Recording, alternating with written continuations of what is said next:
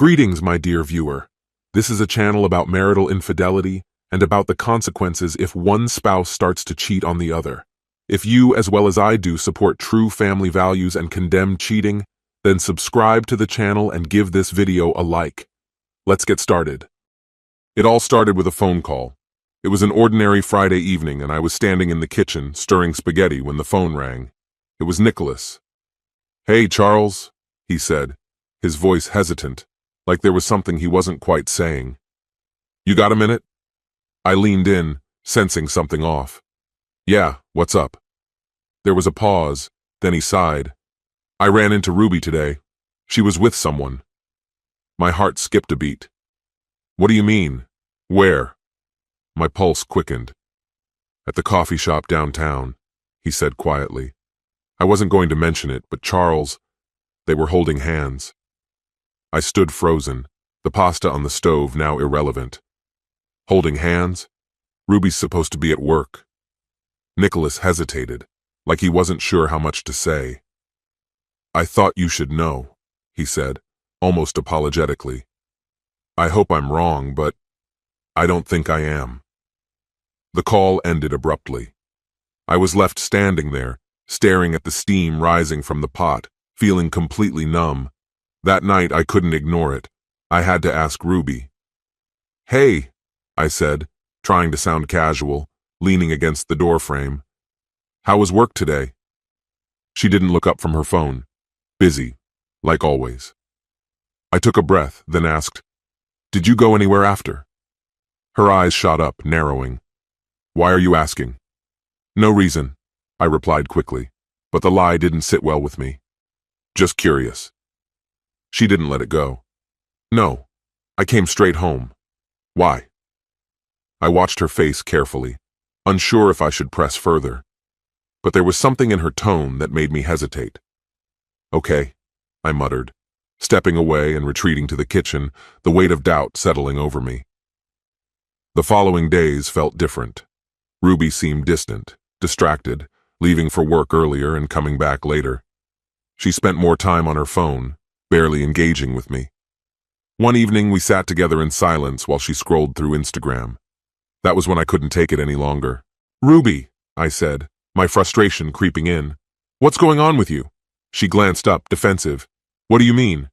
"You've been off," I said, searching her face. "Is there something you're not telling me?"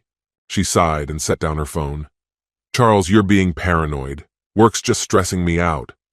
"Stressed, huh?" The sarcasm slipped out before I could stop it. "Stressed enough to hold hands with someone else?" Ruby froze, her eyes widening. "What are you talking about?" "Nicholas saw you," I said, my words sharp. "He saw you downtown with some guy." For a long moment she didn't speak. Her lips parted but no sound came out. Finally she scoffed, shaking her head. "That's ridiculous." "Is it?" I shot back, my anger building. "Because right now, I don't know what to believe." She stood up, arms crossed.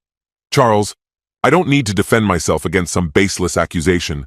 Nicholas must have seen someone else." But her eyes flicked away for a split second, betraying her words. The following weekend we attended a party at Sarah and James's place. It was meant to be a light-hearted evening. Drinks, good company, a break from the tension that had settled between Ruby and me. But it was clear that tension had become part of us. When we arrived, Sarah greeted us with her usual warmth. "Ruby, Charles, grab a drink and join us. We're about to start." I went for a light beer, not in the mood for anything too heavy. Ruby, on the other hand, poured herself a large glass of wine. By the time we made it out to the patio, she was already on her second. "Ruby, take it easy," I said, leaning in a little. She rolled her eyes, her cheeks flushed. "I'm fine, Charles. Relax." The party was in full swing. Music blasted, people laughed, and drinks flowed. I tried to engage in conversation with a few friends, but my attention kept drifting back to Ruby. By the time she'd finished her fifth glass, her laughter was loud and slurred. "Hey, let's play a game," someone suggested, their voice full of energy. "Truth or dare?" Sarah grinned mischievously, eyes gleaming. The room erupted in cheers, Ruby included. "No way," I muttered under my breath. "Oh, come on, Charles," Ruby nudged me playfully. "It'll be fun. just like old times. Reluctantly, I joined the circle. The game started light, daring each other to take shots or answer embarrassing questions about exes. But soon enough, it was Ruby's turn. "Truth or dare?" James asked, a smirk on his face. "Truth," Ruby giggled, leaning back on the couch. James's grin widened. "All right, what's one thing you'd change about Charles?" The room went still, the question hanging in the air. I felt my stomach twist. "Ruby," I began, but she waved me off. "Oh, that's easy," she said, slurring her words as she laughed. "I'd change his skills in bed." A nervous chuckle rippled through the group, but my stomach sank. She wasn't finished. "He tries, but it's just not enough." She leaned forward, speaking louder now. "Honestly, I wish he was bigger. That would help." The room went dead silent. The air thickened with discomfort. I felt my face burn with humiliation. "Ruby," I managed through clenched teeth. "That's enough." She giggled, oblivious to the weight of her words. "What? It's the truth, right?" I stood up suddenly, grabbing her arm. "We're leaving." "What?" she protested, stumbling slightly. "Charles, come on, it was just a joke." I didn't respond. I just yanked her toward the door, my hand tight around her arm. She kept talking, laughing like everything was fine. When we reached the car, I slammed the door shut and turned to face her. "How could you say something like that?" I demanded, my voice shaking with anger. She blinked at me, clearly confused. "What are you talking about?" "You humiliated me, Ruby," I spat, "in front of all our friends. How could you talk about our private life like that?" Her expression shifted, and she crossed her arms, a hint of annoyance creeping into her voice. "Oh, grow up, Charles. It's not that serious." "Not that serious?" I repeated, my voice rising. "You just told a room full of people I'm not good enough for you." "Well, maybe you're not," she snapped, venom dripping from her words. I stood there, stunned, trying to process what I was hearing. "You know what, Ruby? I've had enough of your games, enough of your lies, enough of the disrespect." She rolled her eyes, but for a brief moment I saw her voice falter. "Charles, you're being dramatic." And in that moment it hit me. This wasn't the person I once knew. She was gone. "Leave me alone, Ruby," I said, my voice ice cold, turning away from her. "Just go." She didn't protest, didn't say a word. Instead, I heard her mumble something under her breath as she staggered up the stairs, her footsteps heavy and unsteady, each one ringing out in the quiet. Moments later, the sound of the bedroom door slamming shut echoed through the house. I stayed in place, sinking into the couch as an oppressive silence settled around me. For the first time in ages, I didn't chase after her, didn't wonder what she'd do next. I just sat there, staring into space, my mind a chaotic mess, trying to process how we had arrived at this point. There was something irreparably broken between us, a rift that could never be healed, no matter how desperately I might want to pretend it could be. Her words kept circling in my head. "He doesn't satisfy me. I wish he was bigger." Is that how she saw me now? Was I just a disappointment, a joke to laugh at behind my back with our friends? And then, Nicholas's voice echoed in my mind. "I saw her downtown, Charles. She was with another guy, holding hands." At first I'd dismissed it. Maybe he was mistaken, maybe he'd misinterpreted something. But now, with all that was running through my mind, his words were louder, sharper, impossible to ignore. If I wasn't enough for her, maybe someone else had taken my place. I didn't want to believe it. I didn't want to, but the doubt ate at me, gnawing away at my sanity until it was all I could think about. Eventually, I went upstairs and peeked into the bedroom. Ruby lay sprawled on the bed, fully dressed and passed out cold. The faint sound of her soft snoring filled the air, and her phone was carelessly abandoned on the nightstand. A battle raged within me. One part urged me to leave it alone, to walk away and forget about it. But the other part, the part that needed answers, the part that couldn't stand not knowing, took control. I grabbed her phone from the nightstand, clutching it tightly as I made my way back downstairs. I sank onto the couch, staring at the screen for what felt like hours, bracing myself for what I was about to find. Ruby had always been careless with her passwords. Her birthday was the usual key. I unlocked her phone and opened the messaging app. At first, everything seemed normal. Work messages, some group chats, and memes from Sarah. But then I scrolled a little further and saw a name I didn't recognize. Alexander. I tapped on the conversation, and my heart plummeted. The messages went back months. Sweet words, playful teasing, plans to meet up. And as I scrolled even further, the sickening feeling in my gut intensified. There were pictures of them together, hugging, kissing, lying in bed. Some taken in a hotel room, others in our own home. My breath caught in my throat. I couldn't stop scrolling, even though every new image, every new video, felt like a blade slicing deeper into me. What gutted me wasn't just the betrayal. It was the way they documented it. They had captured it all, like it was something worth remembering, worth holding on to. Each image, each video, was a slap to the face, a wound that deepened with every second I spent staring at it. I wanted to throw the phone, to destroy it, to pretend I had never seen what was on that screen. But I couldn't. I needed to understand the full scope of her betrayal, even if it was breaking me apart. My chest tightened, nausea rising in my throat as I continued scrolling. Then the realization hit me like a freight train. This wasn't just some fling. They'd been seeing each other for 5 months. 5 months. I stared at the phone, my hands trembling.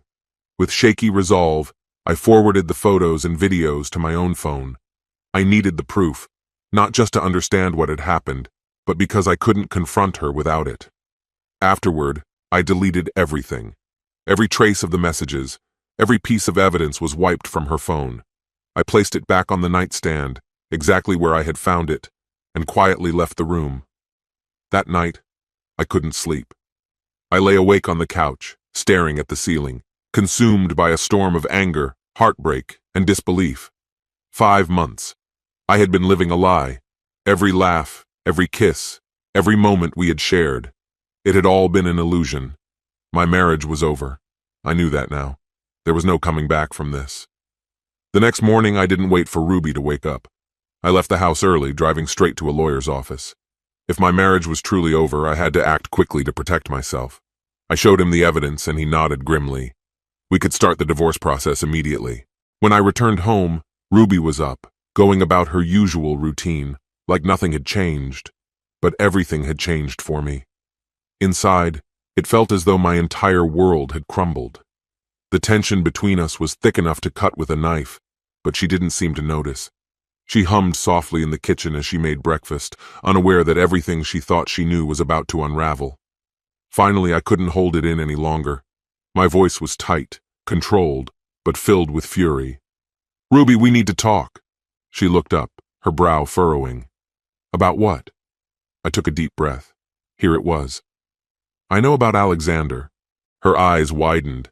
For the first time in weeks, she looked truly surprised. "What are you talking about?"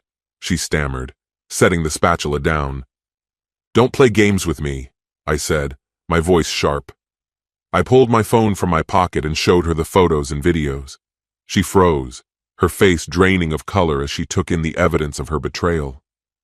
"I didn't mean for it to happen," she whispered, her voice trembling, trying to justify the unforgivable.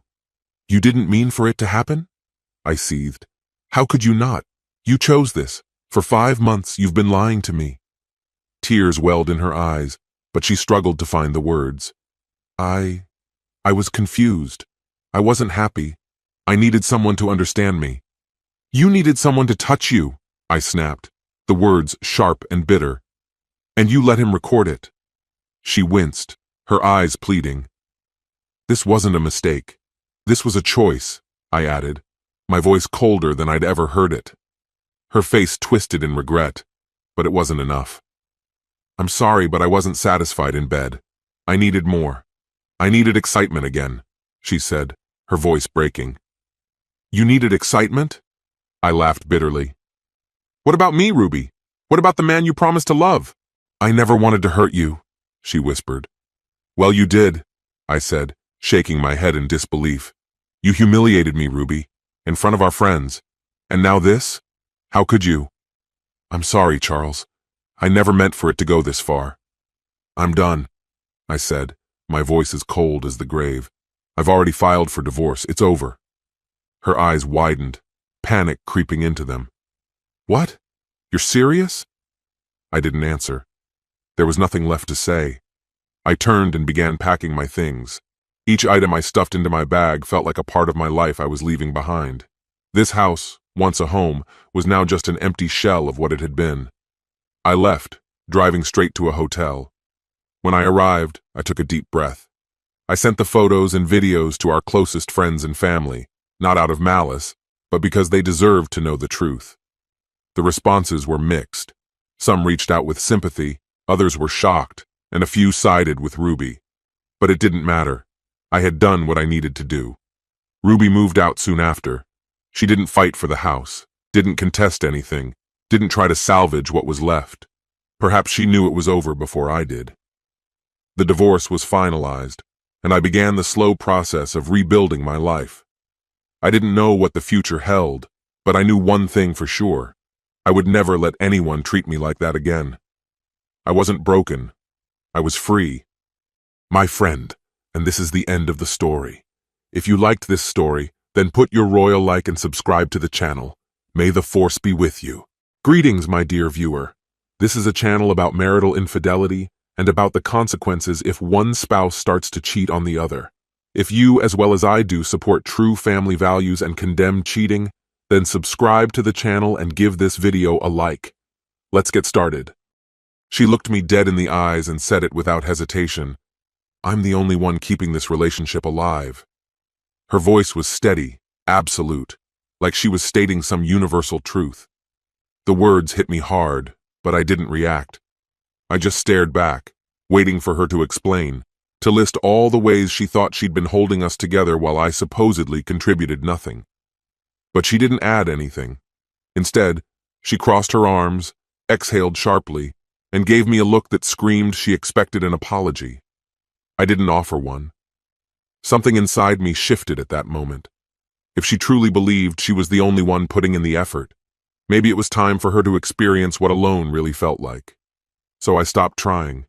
It wasn't a grand gesture. No yelling, no slammed doors, no dramatic confrontations. Just a quiet, deliberate decision. I refused to engage in arguments. I wasn't going to defend myself with words. I simply withdrew. The next morning, I didn't get up early to brew coffee like I always did. When she came downstairs and saw the empty coffee pot, she stared at it, puzzled, as if there had to be some mistake. I could see the gears turning in her head. Did I forget? Was I running late? But there I was, sitting at the table, casually scrolling through my phone like nothing was out of the ordinary. Eventually, she made her own coffee. When she finished, she left the pot sitting there. Normally, I'd clean it up before heading to work, but not this time. That evening, when we got home, I didn't ask her what she wanted for dinner. I didn't pull out ingredients or start cooking like usual. I parked myself on the couch, turned on the TV, and waited. I could feel her eyes on me from the kitchen, hesitating. Finally, she broke the silence. "Aren't you making dinner?" "I thought you might, since you're the one holding this relationship together," I replied. She didn't respond, just let out a frustrated breath, opened the fridge, and threw together a sandwich. She didn't offer me one, and I didn't mind. Over the next few days, these small shifts became our new normal. I stopped reminding her about the bills. I quit planning our weekends. I no longer initiated conversations, checked in on her day, or offered to help with anything. If she thought I wasn't contributing, I'd let her see what nothing really looked like. At first, she seemed more annoyed than anything else. She rolled her eyes as dishes piled up. She muttered under her breath when the trash overflowed. She left her dirty socks on the floor for days, probably waiting for me to pick them up like I always did. I left them there.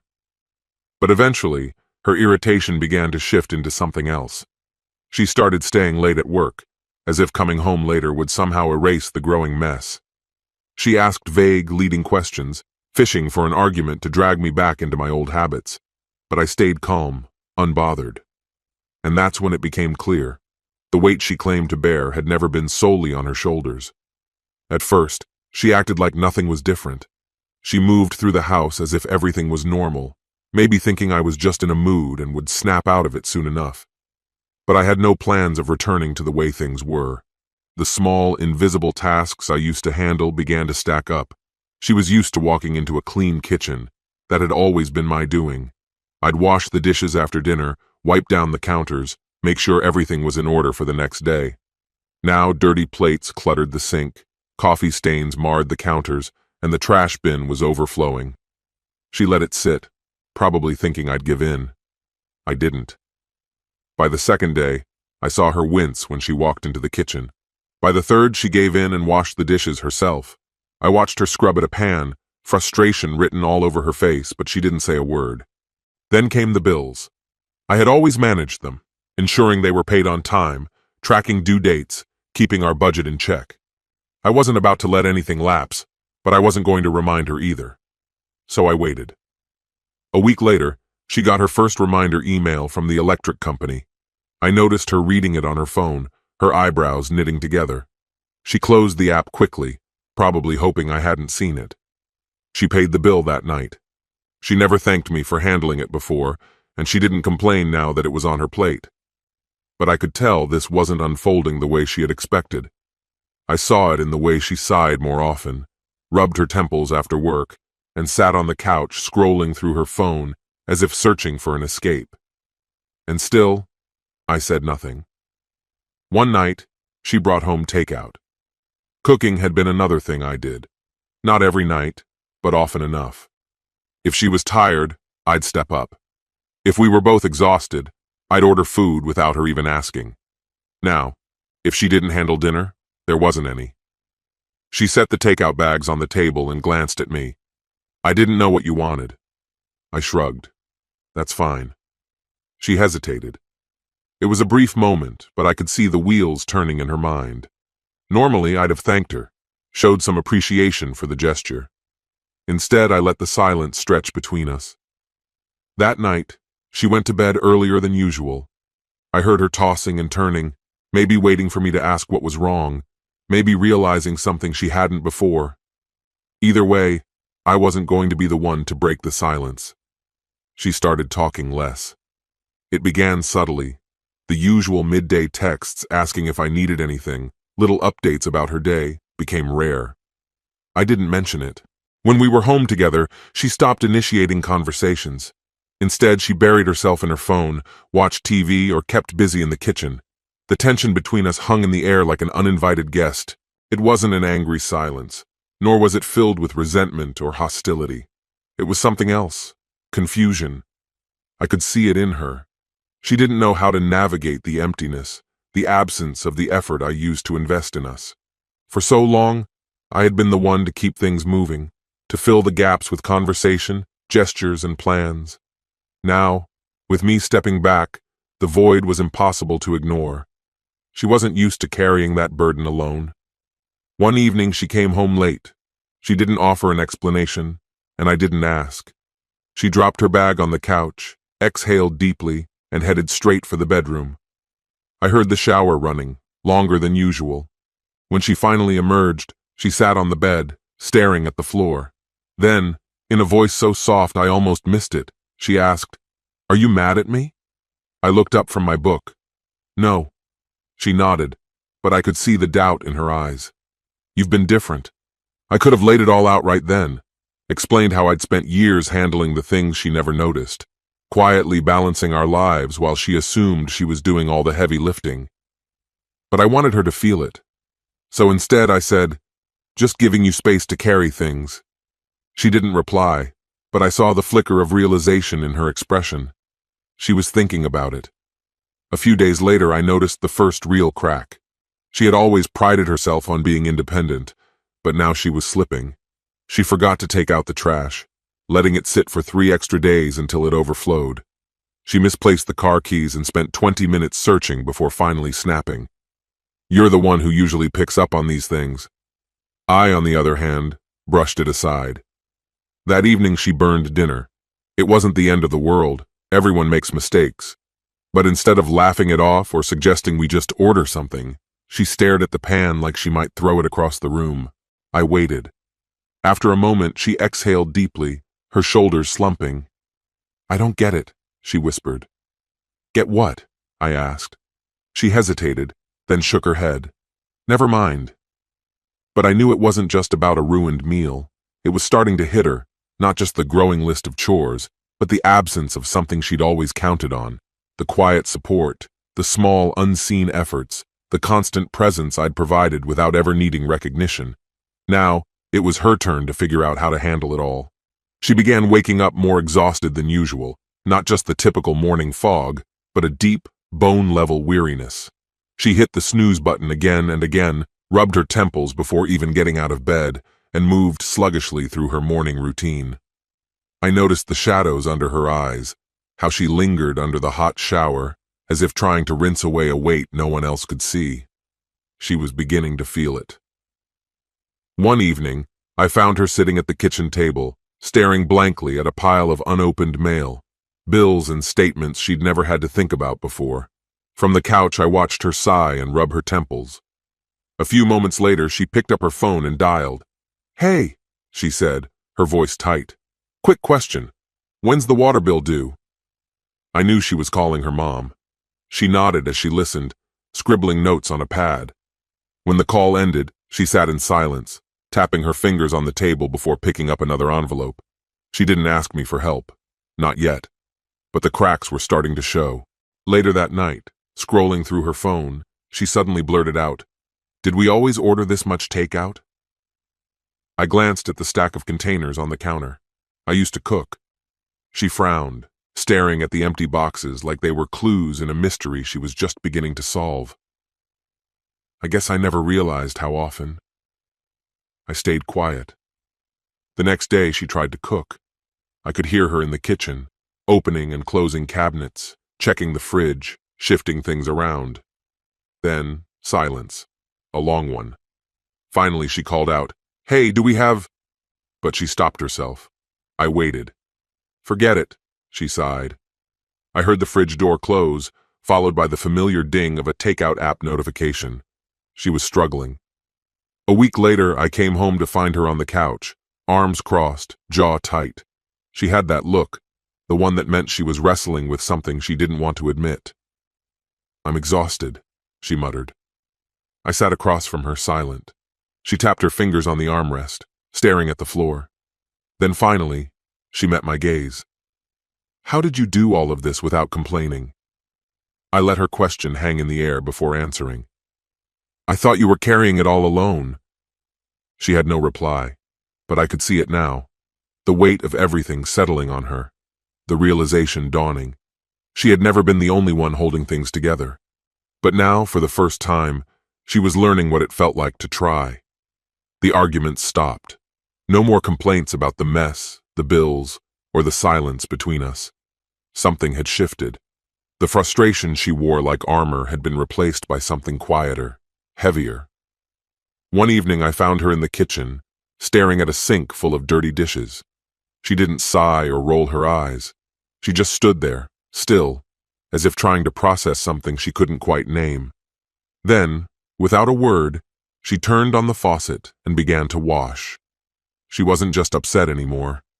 She was drained, the kind of tired sleep couldn't fix. It was settling in now, the reality of what it meant to carry the weight of a relationship. A few days later, she surprised me. Sitting across from me at the table, she spoke hesitantly. "I was thinking, maybe we should plan something for the weekend." That was new.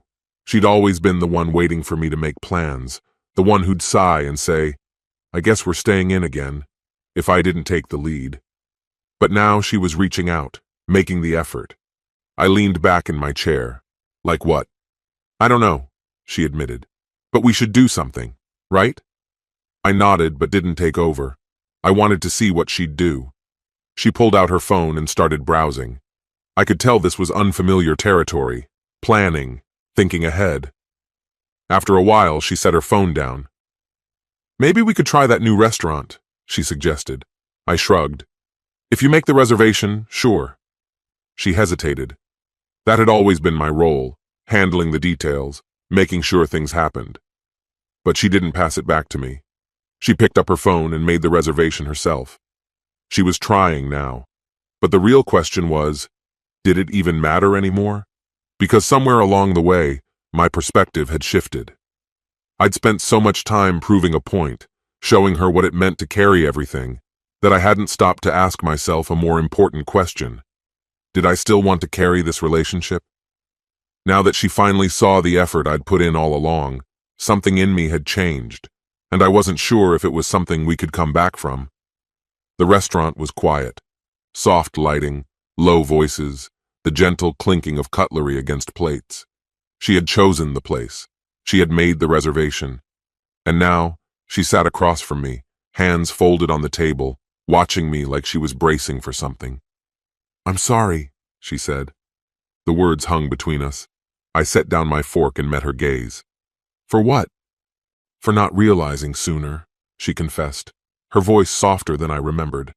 "For thinking you did nothing when really, you did everything." She exhaled slowly, shaking her head. "I don't know why I didn't see it before." She glanced down, fingers twisting her napkin. She was nervous, vulnerable. I hadn't seen her like this in a long time. She had always been so sure of herself, so quick to point out what she thought was wrong. But now, there was no argument, no excuses, just the truth. And for the first time in a long while, I felt like she really saw me. I leaned back in my chair, studying her. The weight of everything we'd been through pressed down on me, the exhaustion, the resentment, the silent frustration from years of being the one who kept things running while she believed she carried it all alone. She'd been wrong. Now she knew it. But did that change anything? She swallowed hard before speaking again. "I don't want to lose this." Her fingers tightened around the napkin. "I don't want to lose us." Her voice cracked on the last word. I hadn't seen her this open in ages. I could hear the sincerity in her words, see it in the way her usual defenses had crumbled, in how her eyes searched mine for a sign. I'd spent weeks, maybe years, wondering if she'd ever understand what I did for us. And now, sitting across from me, she wasn't just understanding it. She was asking for another chance. Not demanding, not expecting, asking. I took a deep breath. "Then things have to change," I said simply. She nodded immediately. "I know. I can't be the only one making the effort. I won't let that happen again." She spoke with conviction, and for the first time, I believed her. A slow breath escaped me, like I'd been holding it in for too long. Maybe I had. I looked at her, the woman I'd chosen, the one I'd built a life with, and I saw us again. Not just the frustration, not just the exhaustion, but us. I reached across the table, letting my fingers brush against hers. Relief spread across her face. She squeezed my hand, and for the first time in a long while we were finally on the same page. "My friend, and this is the end of the story. If you liked this story, then put your royal like and subscribe to the channel. May the force be with you."